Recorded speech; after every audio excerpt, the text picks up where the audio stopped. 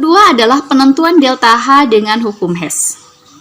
Nah, hukum Hess ini berbunyi bahwa kalau reaksi hanya bergantung pada keadaan awal dan akhir, tidak bergantung pada jalannya reaksi.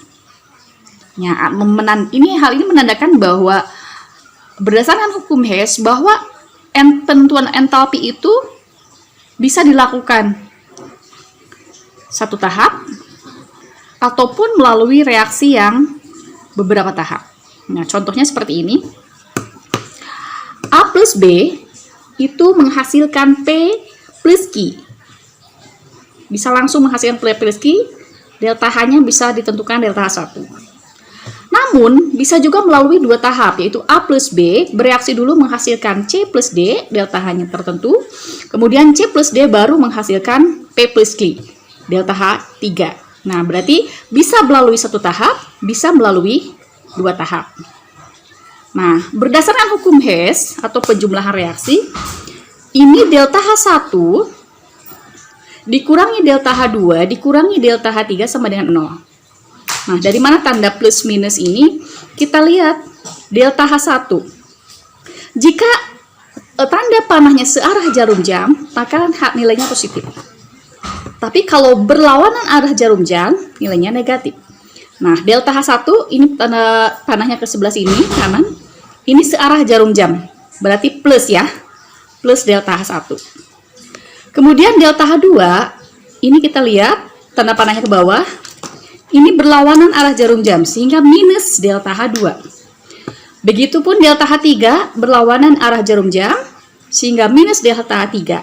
Itu sama dengan 0. Jadi delta H1 kurang delta H2 kurang delta H3 sama dengan 0. Sehingga kita bisa menentukan delta H1 atau delta H untuk AB, A plus B menjadi P plus Q itu delta H2 tambah delta H3. Nah, ini yang dimaksud dengan hukum Hess. Jadi bisa disebutkan bahwa hukum Hess itu adalah penjumlahan entalpi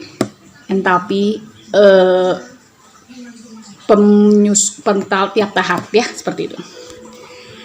Nah, kita lihat contoh soalnya. Di sini diketahui karbon solid fasanya tambah setengah O2 menjadi CO gas, itu delta H-nya minus 111 kJ. Kemudian reaksi tahap 2, CO gas tambah setengah O2 menjadi CO2 gas, delta H-nya minus 283 kJ. Nah, di sini ditanyakan entalpi pembentukan CO2. Nah, berarti kita menggunakan hukum Hess nih dengan menjumlahkan tiap tahap reaksinya supaya bisa menghasilkan reaksi pembentukan CO2. Baik.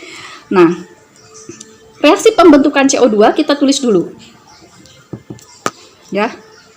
Pembentukan CO2 itu berarti C solid ya, ditambah O2 gas, itu menjadi CO2 gas. Nah, ini sudah 1 mol, ini pembentukan. Berarti tahap-tahap reaksi ini harus kita modifikasi supaya menjadi reaksi pembentukan CO2 ini. Nah, caranya seperti apa? Kita lihat pada bagian produk dulu. Di produk ini diharapkan ada CO2 sebelah kanan. Nah, dari dua reaksi ini, yang CO2-nya terletak di sebelah kanan adalah reaksi yang kedua. Berarti untuk reaksi yang kedua ini tidak kita rubah, karena CO2-nya sudah berada di sebelah kanan. Maka bisa kita tuliskan kembali ya.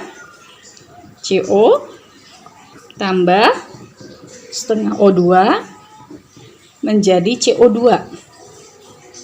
Ya, delta H-nya pun karena tidak kita ubah, maka delta H-nya tetap ya, minus 283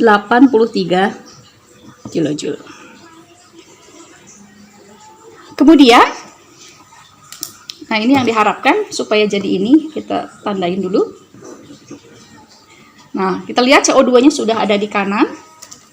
Nah, di sini ada zat yang tidak kita harapkan, yaitu CO. Maka si CO ini di sebelah kiri harus kita hilangkan atau eliminasi menggunakan reaksi yang lain, yaitu reaksi tahap pertamanya.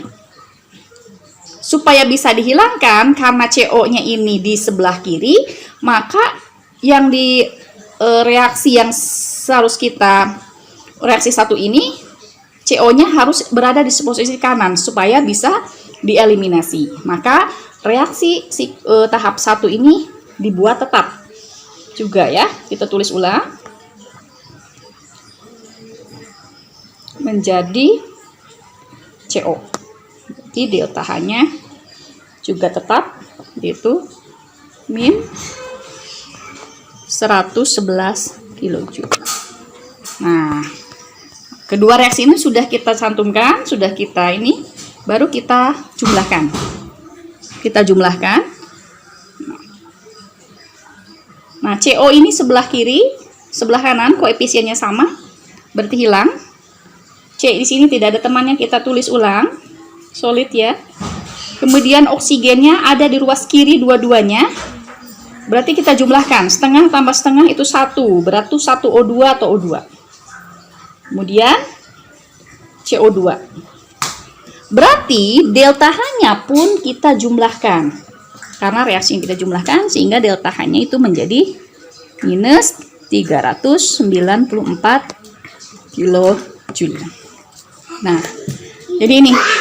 Jadi perubahan entalpi pembentukan CO2 dari unsur-unsurnya C tambah O2 menjadi CO2 adalah minus 394. Baik. Atau penyelesaian penentuan perubahan entalpi menggunakan hukum Hess juga bisa berupa diagram. Kita buatkan diagramnya. Misalkan yang tadi kita ubah ya, tahapan tadi kita buat diagram.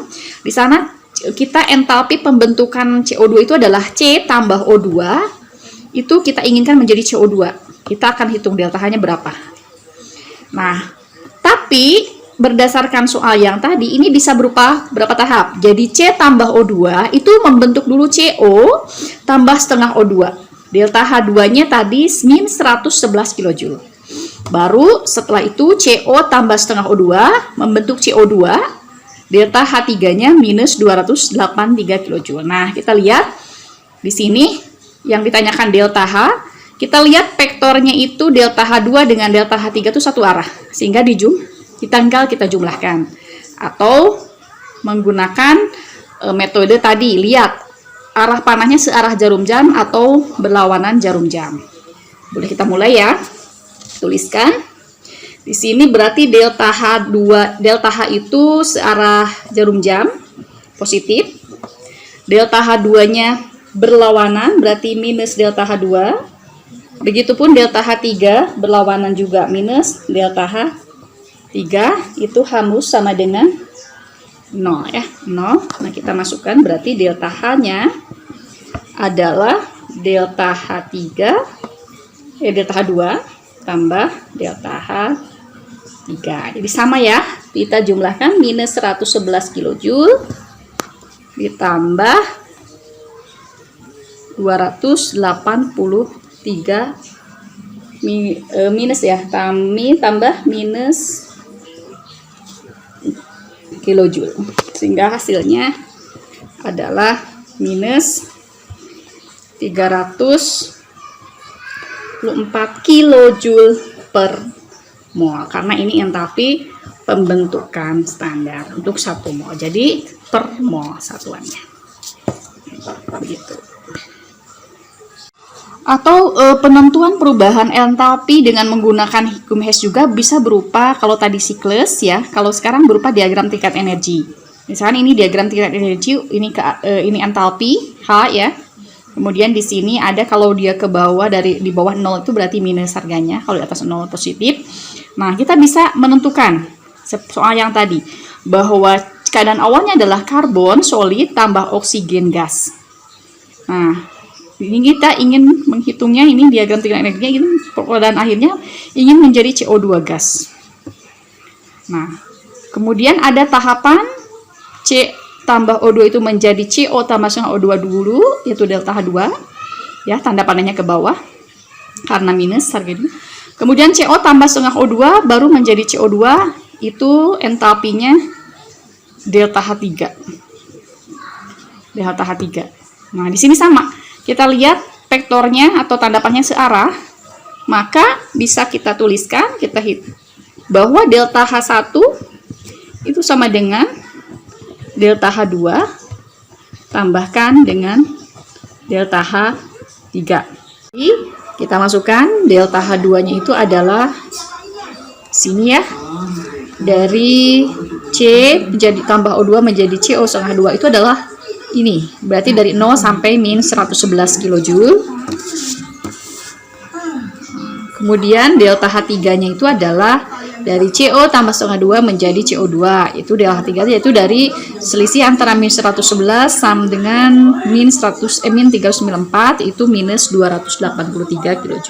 Sehingga kalau dijumlahkan adalah minus 394 kJ per mol. Jadi penentuan perubahan entalpi reaksi dengan menggunakan hukum Hess bisa dilakukan dengan 3 cara. Semua hasilnya akan sama.